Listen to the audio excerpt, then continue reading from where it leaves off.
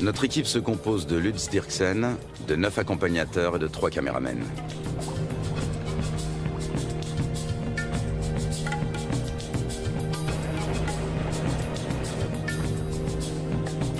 Même en pleine saison sèche, le niveau de l'eau est toujours très élevé.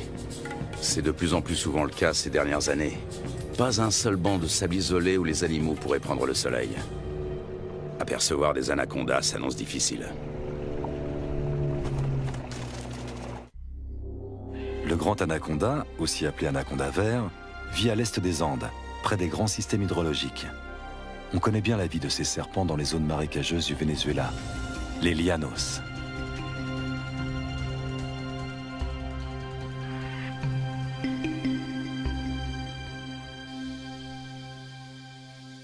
Là-bas, les anacondas mesurent rarement plus de 4,5 mètres de long. Leur proie préférée, ce sont les capybaras, les plus grands rongeurs au monde dont les dimensions peuvent atteindre celles d'un chien berger.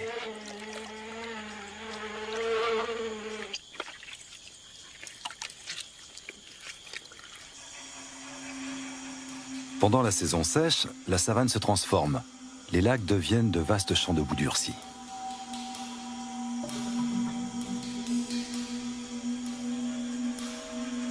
Difficile pour un anaconda de plus de 4 mètres de trouver un point d'humidité qui lui permettra de supporter la chaleur.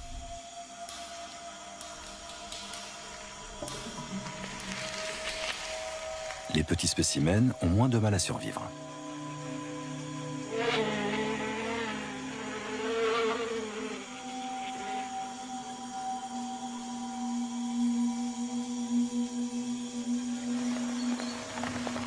Début avril, la saison sèche touche à sa fin et les premières gouttes d'eau se transforment vite en pluie torrentielle. En à peine quelques jours, les étendues asséchées se gorgent d'eau.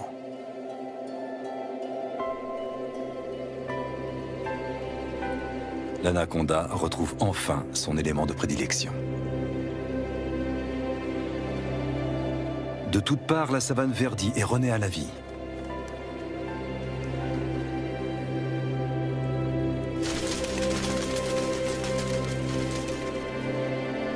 Les anacondas qui vivent au bord du fleuve sont différents de leurs congénères de la savane. Ils peuvent mesurer jusqu'à 9 mètres de long. Contrairement à leurs congénères vénézuéliens, on sait très peu de choses sur leur mode de vie.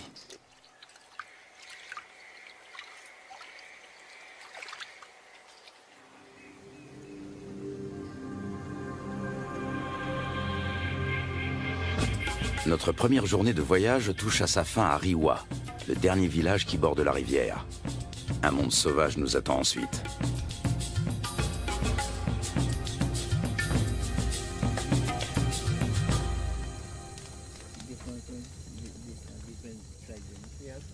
À la lueur du feu de camp, un vieux chasseur nous raconte la légende du matapi.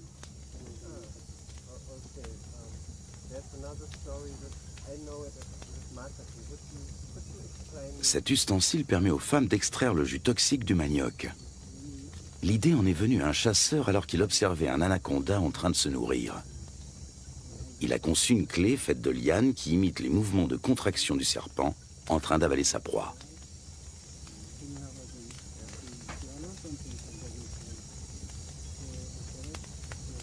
Fascinant. Tout autant que le ciel qui brille de 1000 étoiles au-dessus de nos têtes.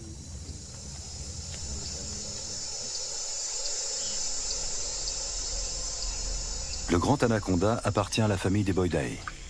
Il tue en enroulant étroitement son corps musculeux autour de sa victime jusqu'à ce qu'elle meure étouffée.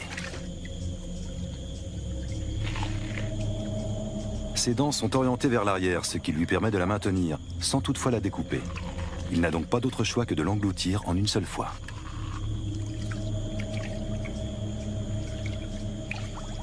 Sa mâchoire et son corps sont capables d'une extraordinaire dilatation. Comme il ne peut déglutir, il détend puis contracte ses muscles. Grâce au mouvement ondulatoire de ses anneaux, il fait progresser sa proie toujours plus profondément dans son œsophage.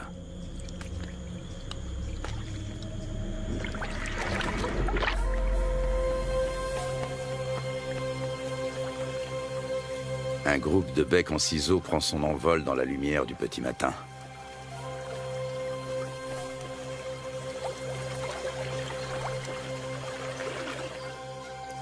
Les bateaux sont chargés.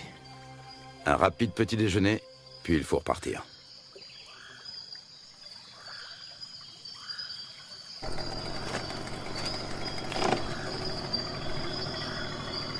Encore 3 longues journées de bateau nous attendent.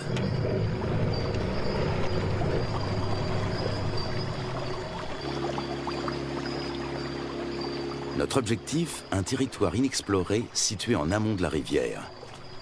Il y a 2 ans, des chasseurs y ont observé des anacondas de plus de 6 mètres de long. Lutz Dirksen a l'intention de remonter cette piste. Il souhaite également réaliser la cartographie des espèces que l'on peut rencontrer dans la région. Plus nous progressons et plus la nature nous semble vierge.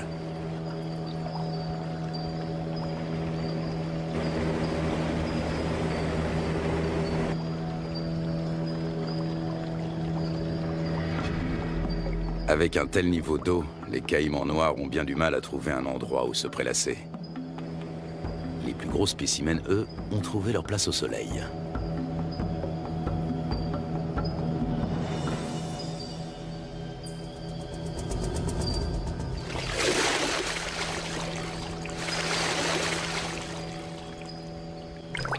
Le caïman noir est le plus gros prédateur du continent. Ses mensurations, 7 mètres de long pour 100 kilos. Des écailles viennent agrémenter sa tête et son dos.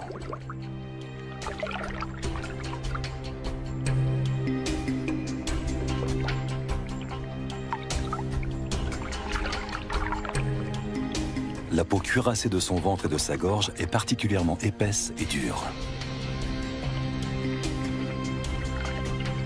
Sa mâchoire supérieure est typique de son espèce. Toute dent qui tombe repousse invariablement. Les petits points qui ornent son museau sont autant de récepteurs ultrasensibles qui lui permettent de localiser ses proies. Au fil de l'évolution, les crocodiliens, dont font partie les caïmans, ont su imposer leur domination. Après plusieurs heures de trajet, une pause est la bienvenue. C'est Lutz Dirksen qui tient le journal de l'expédition. Ses observations précises sur les espèces rencontrées lui seront plus tard d'une grande utilité. Notre campement sur la rive a éveillé l'intérêt des caïmans. Prudemment, mais non sans une certaine curiosité, ils viennent y voir de plus près.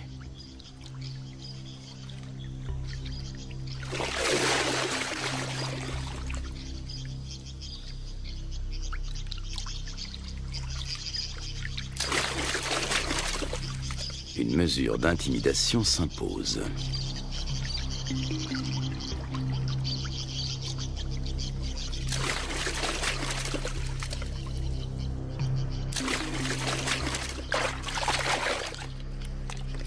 Dans l'eau, le caméraman se fait tout petit.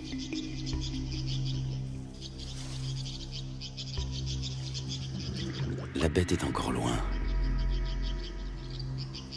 Comment l'attirer sur un banc de sable pour mieux l'observer? La prudence est de mise. Le caïman commence par suivre le comportement des vautours. Une fois sûr qu'aucun danger ne menace, il vient récupérer les restes de repas que nous avons disposés en guise d'appât.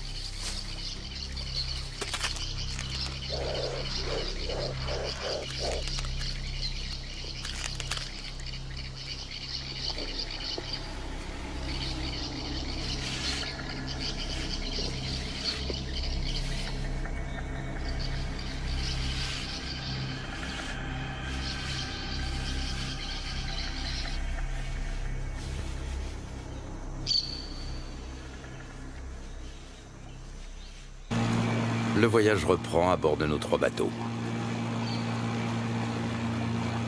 Dans ce virage, la rivière a creusé une profonde entaille dans la berge et coule désormais tout droit. Des vestiges de l'ancienne berge se dressent encore au milieu du courant qui se renforce. Les moteurs des bateaux sont soumis à rude épreuve. Les limites des rivières sauvages varient souvent, formant de multiples bras morts et des étangs.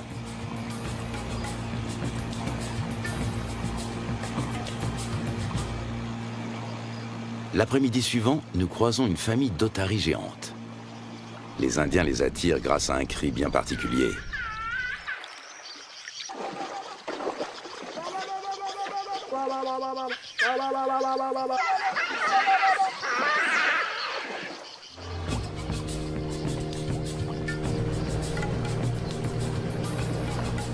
Nous touchons enfin au but.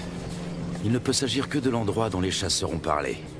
C'est ici que nous allons nous établir pour partir à la recherche des grands anacondas. Nous remontons notre équipement aussi loin que possible de la rivière. Par temps de pluie, les eaux peuvent monter très vite.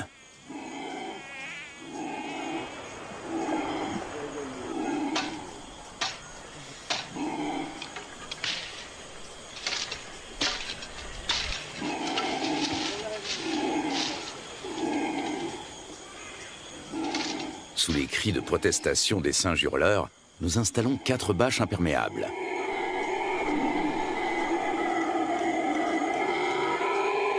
Une bâche pour la cuisine.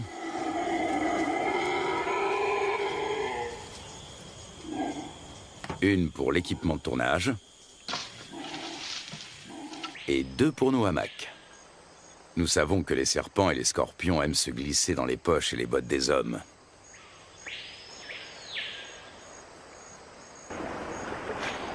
Du poisson frais vient compléter nos rations de riz, de pâtes et de haricots.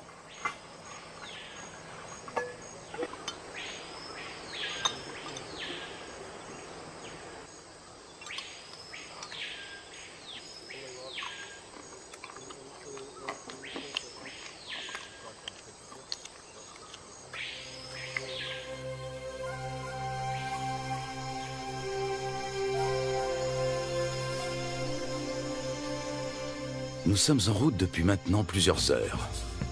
En raison des fortes précipitations, les eaux sont encore très hautes, au point que les branches gênent notre progression. Les animaux n'ont pas besoin de venir à la rivière pour trouver de l'eau.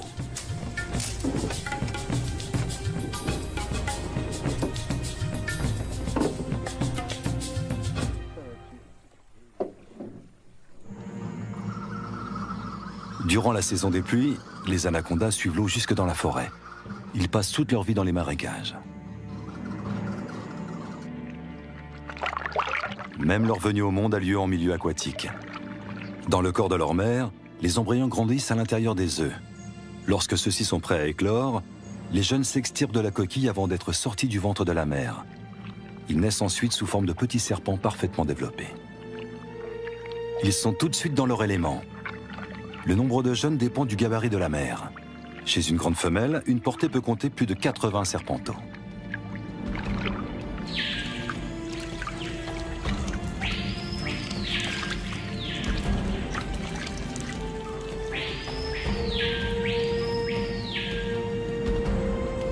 Selon les légendes indiennes, les petits dévoreraient leur mère.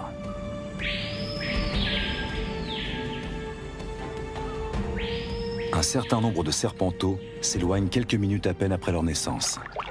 Ce sont déjà des prédateurs à part entière avec un redoutable instinct de chasseur.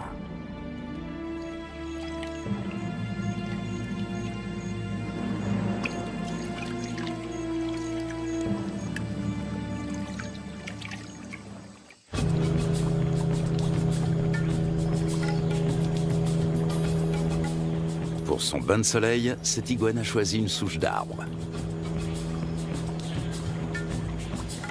Nous tentons notre chance dans un petit cours d'eau.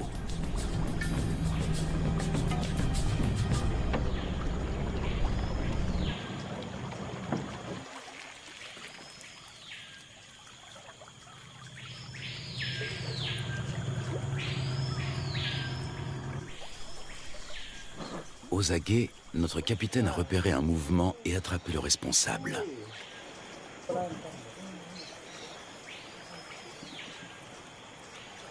Un jeune anaconda. Il fait près d'1 mètre de long et est âgé de seulement quelques semaines. Sa première mue le rend quelque peu apathique.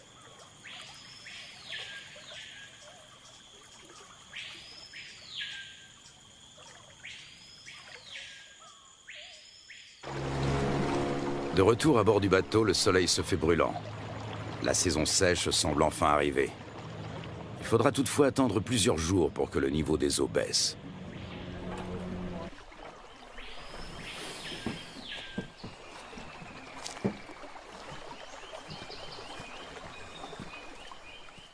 Pour se frayer un chemin sans machette, il faut suivre les pistes régulièrement empruntées par les animaux. Voici un boa constrictor.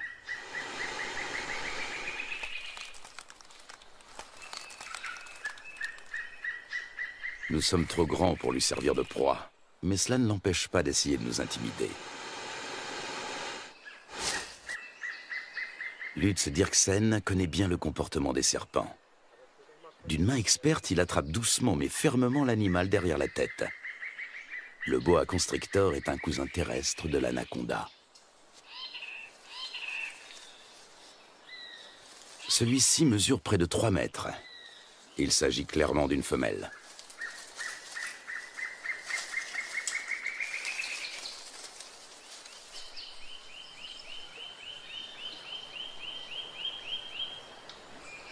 Encore un jeune anaconda.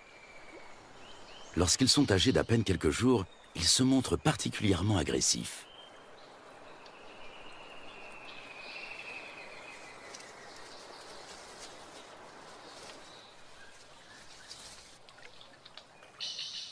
De retour au camp, Lutz Dirksen complète son journal.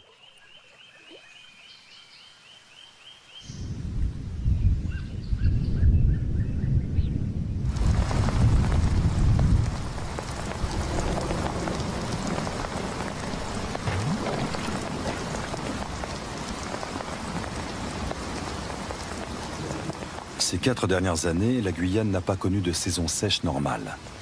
Le manioc a même pourri sur pied. À l'origine de cela, les phénomènes météorologiques tels que la Niña et le réchauffement climatique.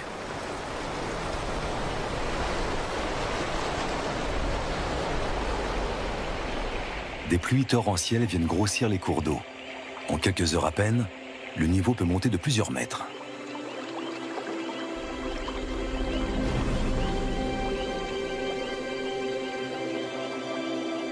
Les forêts qui bordent les rivières ont l'habitude de ces caprices saisonniers.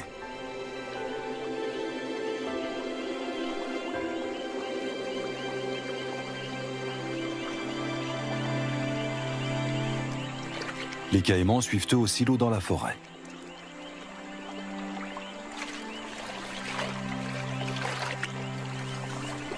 Même le tapir trouve de la nourriture sous l'eau. En plus des fruits et des feuilles, il est friand de plantes aquatiques. Il faut dire que dans l'ombre des sous-bois, ce gros ongulé peine à trouver de quoi se nourrir correctement.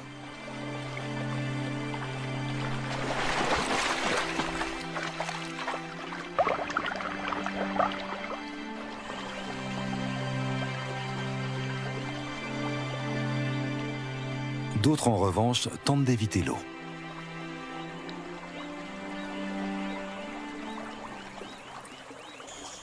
Au beau milieu de la nuit, le niveau d'eau a encore subitement monté de plus de 3 mètres.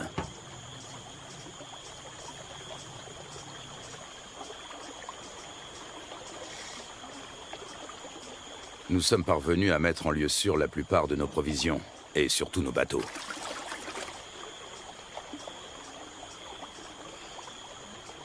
Il faut dresser maintenant le bilan des dommages.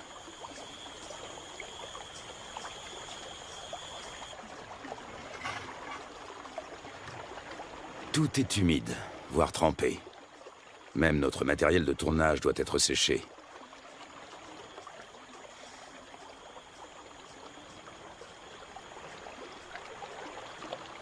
Continuer ou faire demi-tour?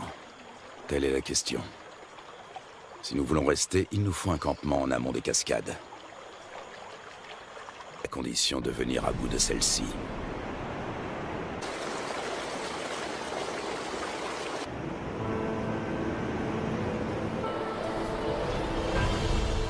Rapides et cataractes sont fréquents en Guyane. Ils forment un habitat aquatique à part.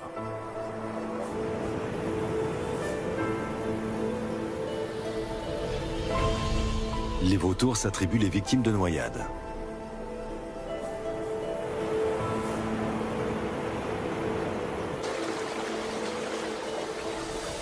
Dans les zones plus paisibles, les hérons se régalent d'escargots et de petits poissons.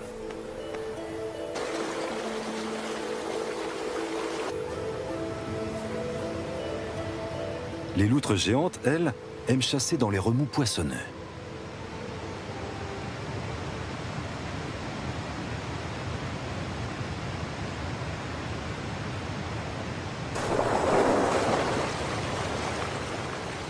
C'est là également que l'oiseau serpent vient pêcher de petits silures.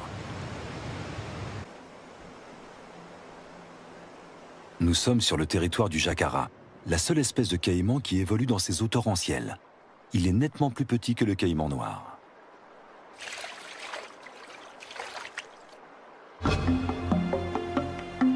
Après en avoir débattu, la décision est enfin prise. L'équipe va se séparer. Un bateau va prendre le chemin du retour. L'équipe de tournage, accompagnée de 6 des guides, va relever le défi et continuer la route vers l'amont. Impossible de savoir ce qui nous attend. Peu de gens se sont déjà aventurés au-delà de ces cascades. Pour y parvenir, il nous faut des troncs d'arbres. Ils vont nous servir à faire avancer les bateaux tout en protégeant leurs coques. Chacun d'entre eux pèse près de 300 kilos.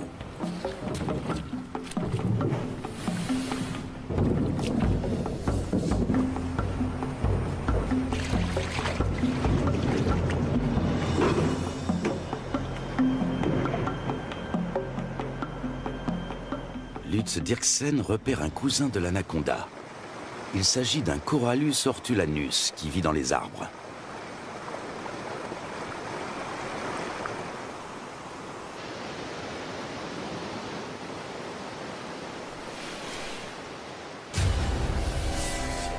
Ce boa de couleur verte est connu pour son agressivité, mais fort heureusement, il n'est pas venimeux. Lorsqu'il attaque, il se cramponne à sa proie.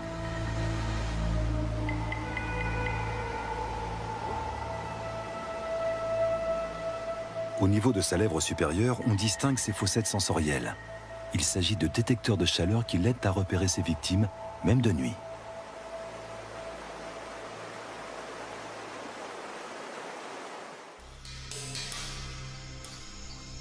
L'anaconda aussi s'oriente grâce à la chaleur corporelle dégagée par ses proies lors de la chasse.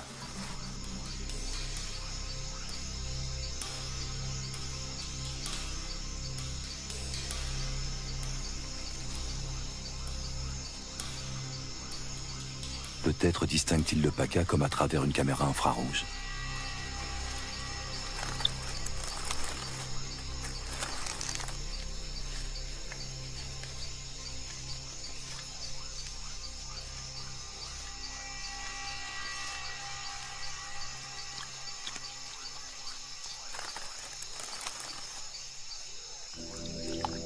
Le plus souvent, l'anaconda chasse en restant immobile sous l'eau, attendant qu'une proie arrive à sa portée.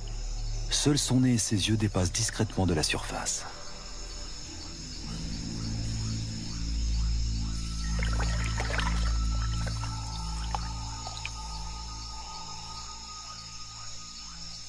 Avec sa langue fourchue, il détecte la moindre odeur.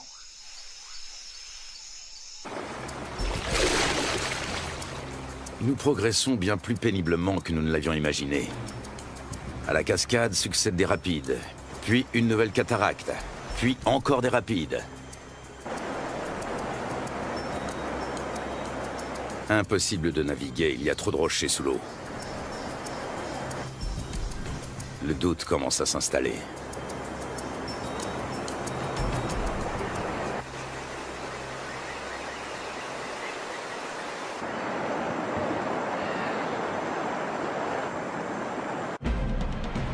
Dans le cours supérieur, les eaux sont particulièrement impétueuses.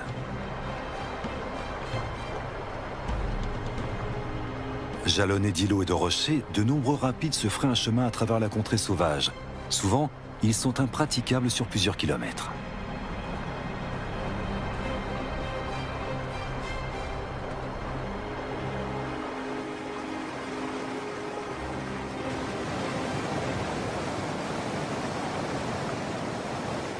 Les jacaras ont compris que les poissons leur tombent directement dans la gueule pour peu qu'ils se placent au bon endroit.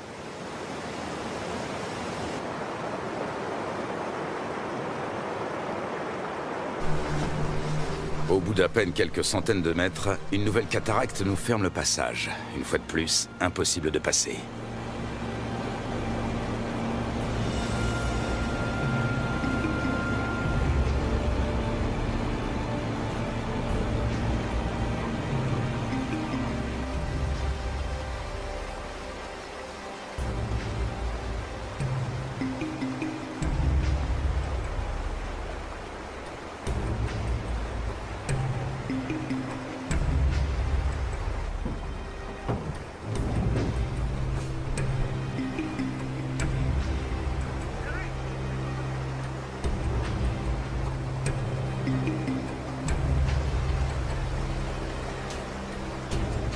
Nous progressons lentement.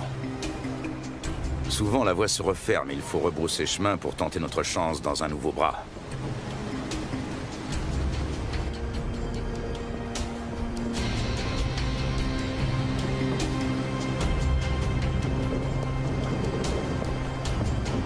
Il nous aura fallu une journée entière pour parcourir 500 mètres.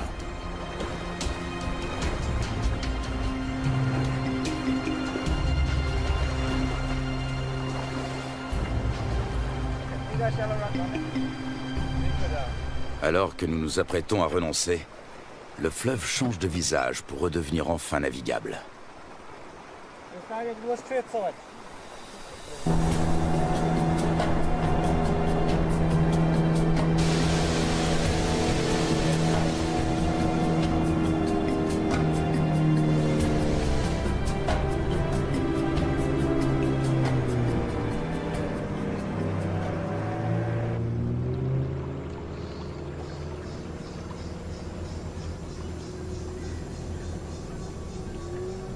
Devant nous, la rivière se dédouble. Un monde intact nous attend.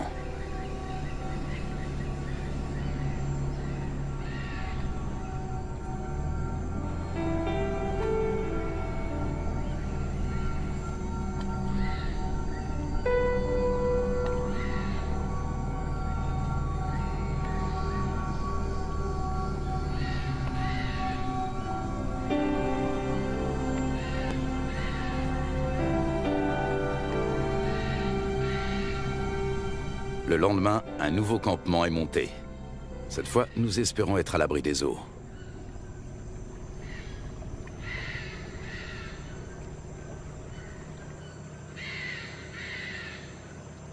Non loin de notre campement, nous tombons sur un groupe de capybaras. L'un d'entre eux arbore sur le flanc une tache rougeâtre qui ressemble fort à une morsure fraîche.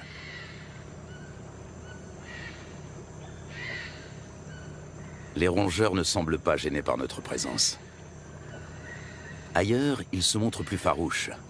Ici, ils ne redoutent que le jaguar et l'anaconda. Et puis, au milieu d'un enchevêtrement de branches, il est là, immobile. Il a pourtant perçu notre présence depuis un bon moment.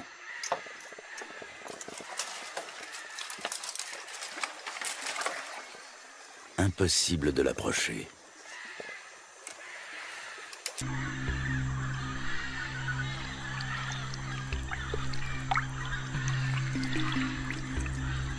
L'accouplement peut durer jusqu'à 4 semaines.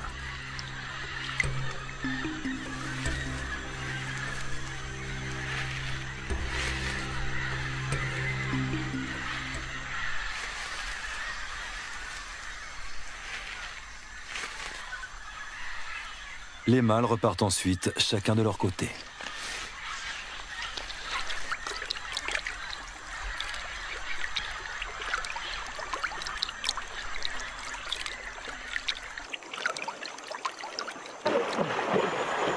Soudain, nous faisons une découverte de taille. Un serpent géant tout près de la rive.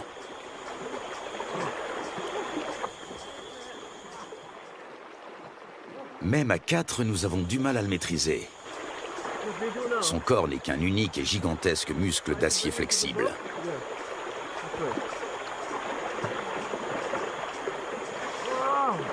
Il doit avoisiner les 200 kilos. Il s'agit d'une femelle.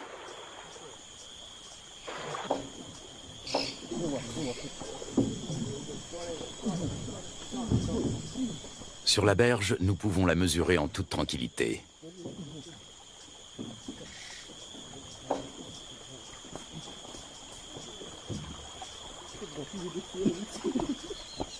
Un sac sur la tête devrait la calmer. Un moyen qui a fait ses preuves.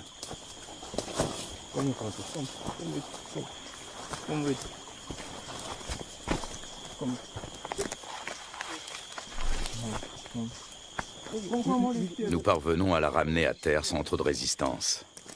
Avec sa taille, elle ne connaît plus aucun prédateur naturel.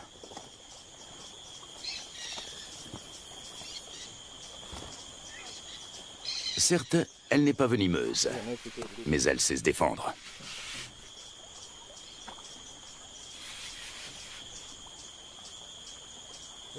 Tenez-la, pendant que je mesure. Une telle géante peut infliger de graves blessures. Une fois refermées sur leur proie, ces mâchoires ne se rouvrent pas facilement. Solides, acérées et orientées vers l'arrière, ses dents sont de véritables crochets. On distingue parfaitement sa trachée située à l'avant de la gueule.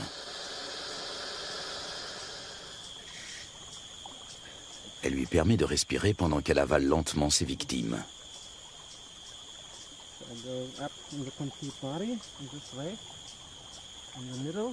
L'anaconda fait jouer ses muscles. Difficile de prendre ses mesures.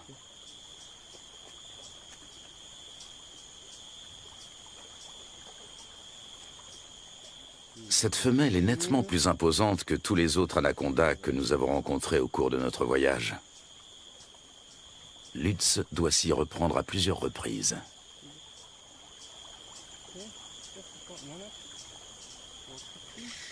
« 4,50 m.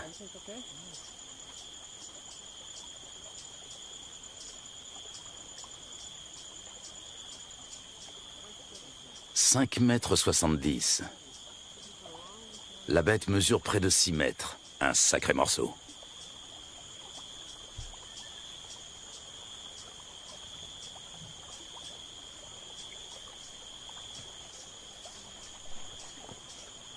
Lutz mesure la circonférence de son corps à l'endroit le plus fort.